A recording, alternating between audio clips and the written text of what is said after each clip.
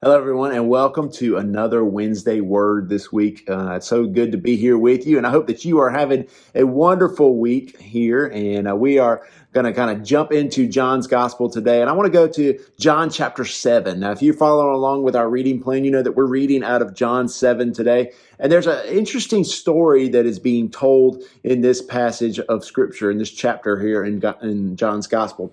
Here in this chapter, Jesus has found himself, he's kind of a marked man by now, right? The people are already starting to not like him because of some of his teachings, some of his proclamations, some of his miracles and his healings that he've been doing. And so he's kind of this marked man, and the Jews are ready to kill him. And so Jesus is trying to kind of stay, away from those who want to kill him and make sure that he is protecting himself.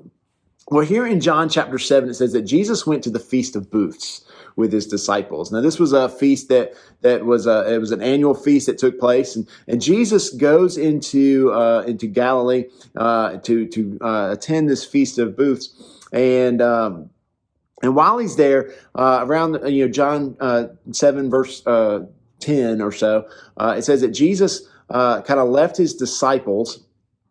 And he had gone up into the feast, but he tried to remain very private in the feast, right? He didn't want to have any public proclamation, any drawing attention to himself or anything like that. And so he goes to this feast, and eventually he just, I don't know, maybe Jesus just couldn't contain himself anymore. He had to say something. And so he begins to teach here in this feast. And when the Jews heard his teaching, they were floored, right? They said, How is it that this man has learning when he has never studied? Now, I'm sure you've met people before who they seem to have this intellect, this wisdom about them, even if they maybe have never been to received any type of formal education.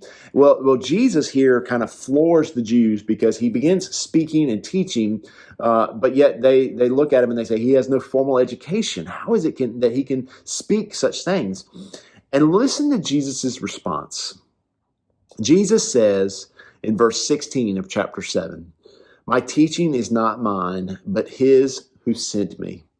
If anyone's will is to do God's will, he will know whether the teaching is from God or whether I am speaking on my own authority. The one who speaks on his own authority seeks his own glory." Listen to that again. The one who speaks on his own authority seeks his own glory. But the one who seeks the glory of him who sent him is true, and in him there is no falsehood. Y'all, I got to tell you that those two verses right there just are powerful verses. And, talk about seeking the will of God and speaking the truth of God. And not speaking on our own authority or seeking our own glory. As a pastor, I have to tell you that is something that that will keep you up at night. Is wondering, questioning this passage, because you never want to be speaking on your own authority. You never want to be seeking your own glory. You want to be speaking on behalf of the one who has sent us. You want to be speaking on behalf of God and teaching about what God has taught us to be true. And it's just so, it seems like there's so much going on in our world that it seems like it can, there are so many false teachers out there. And so I encourage you, not just for pastors, but for anybody really who calls himself a disciple of Christ. I encourage you, seek the will of God, seek the truth of God. And do not speak on your own authority. Do not seek your own glory, but seek the glory of him who sent you. And in him there is no falsehood. Thank you for joining us for this Wednesday Word today. And I look forward to being with you again next week. Have a great week, everybody. God bless.